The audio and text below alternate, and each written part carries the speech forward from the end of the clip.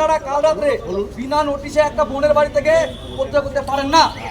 গতকাল আইসি আমার বাড়িতে রাত্রিবেলা হানা দেয় এবং আমার বাবাকে বলে যে আমি যেন নবান্ন অভিযানে না যাই। আইসি কোথায় থেকে ডেটা পেয়েছে আমি জানি না, আইসি কোথায় থেকে শুনেছে আমি জানি না যে আমি অনেকগুলো ছেলে মেয়ে নিয়ে কলকাতা নবান্ন অভিযানে যাচ্ছি। আমি যাচ্ছি কি না সেটা সম্পূর্ণ আমার নিজস্ব মতামত। এই গণতান্ত্রিক দেশে আমার বাক স্বাধীনতা রয়েছে, আমি বলতে পারি, আর আমার যেখানে ইচ্ছা আমি যেতে পারি। সেই জন্য আমার আইসির পারমিশন নেওয়ার কোনো প্রয়োজন আছে বলে আমি মনে করি না। আর আমি বারবার করে বলার পরেও আইসি আমার কথা কোনো কিছু শোনেনি, না শুনে তখন আমাকে পারিবারিকভাবে আক্রমণ করতে শুরু করেছেন। পারিবারিকভাবে প্রথমে আমার বাবাকে, ভাইকে বিভিন্নভাবে চারিদিক থেকে পারিপার্শ্বিকভাবে আমাকে আক্রমণ করছেন এবং উনি বারবার বলছেন আমি যেন নবান্ন অভিযানে না যাই। আইসির কিসের ভয়? আমি যদি নবান্ন অভিযানে যাই তারপরেও আইসির কিসের ভয়, এই প্রশ্ন আমি আইসির কাছে রাখতে চাই। আর এটা একটি গণ আন্দোলনে যে যেমন পারে যার ইচ্ছে সে যাবে। এই আইসি কেন আমাকে বারবার জেরা করছে যে আমি কেন নবান্ন অভিযানে যাব বা যাব না? আইসি রাত্রিবেলা আমাদের বাড়ির সামনে গিয়েছিলেন, গিয়ে ভিডিও করেছেন এবং আমার বাবার ভিডিও করে এনেছেন। আইসি অফিসিয়ালি যেতে পারতেন বা অফিসিয়ালি আমাদেরকে ডাকতে পারতেন, আইসি অফিসিয়ালি কোনো কাজ করেননি। এই জন্য আমরা আজ এখানে এসেছি, এসে আইসির বিরুদ্ধে প্রতিবাদ করছি। দাবি একটাই যে রাত দুপুরে আজ আমার বাড়িতে অত্যাচার হচ্ছে, আমার বাড়িতে চাপানো হচ্ছে।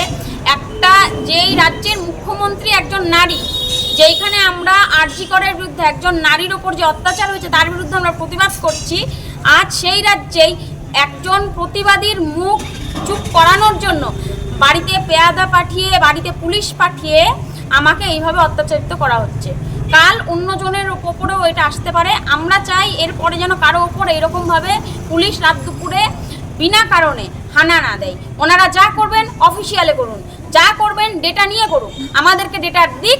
আমার যদি কোনো রকম ক্রিমিনাল কোনো তথ্য লিঙ্ক উনি পেয়ে থাকেন সেটা আমাকে প্রোভাইড করুক, অফিসিয়ালি আমাকে কথা বলুক, আমিও অফিসিয়ালি কথা বলবো। পুলিশ যদি আপনাদেরকে তুলে দেয় নেট কোনো অসুবিধা নেই, লাঠিচার্জ করবি কর, জাস্টিস ফর আরজি কর, আগে আরজি করের জাস্টিস দিক, তারপরে লাঠিচার্জ করুক, কোনো অসুবিধা নেই। আপনারা কাল রাতে বিনা নোটিশে একটা বোনের বাড়ি থেকে পরিচয় করতে পারেন না, এটা প্রথম কথা। এটা আপনারা নোটিশ দিয়েছেন কি?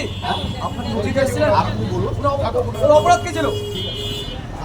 ওর অপরাধ কি ছিল? ঠিক আছে, ওর অপরাধ কি ছিল? আপনারা কালকে আইন না মেনে দিন রাত্রে বাড়িতে একটা মেয়ের বাড়িতে এসেছিলেন। বাবার সাথে কথা বলেছিলেন, নবান্ন কে যাবে আমরা জানি নাকি? নবান্ন কে যাবে আমরা জানি না, নবান্ন কে যাবে আমরা জানি না। আপনি চলেন, আমিও যাবো নবান্ন, আমরা সবাই যাবো। আপনি যাবেন, আমি তাহলে আপনার বাড়িতে আপনি সম্পূর্ণ জানেন না। আচ্ছা বলেন, বলেন বলেন বলেন বলেন সবার সামনে বলেন, আমার সামনে বলেন।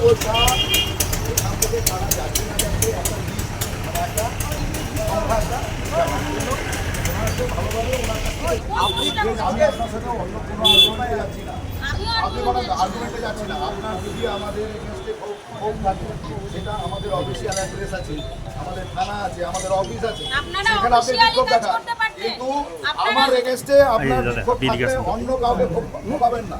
এখানে আরো ফ্যামিলি আছে,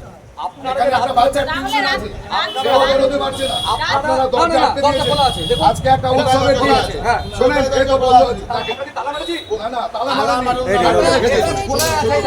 এখন বললেন আপনি, আরো শুনুন, আরো শুনুন, আরো শুনুন, আরো শুনুন। আপনি অপরাধ করতে পারেন না, এরকম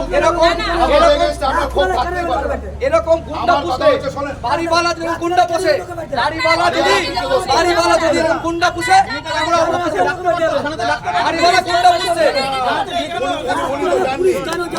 আপনার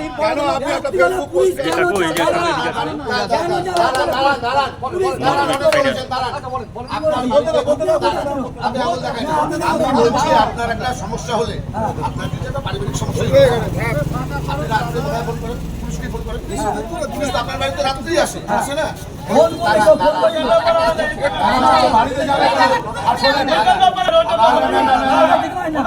বাসস্থান কেন?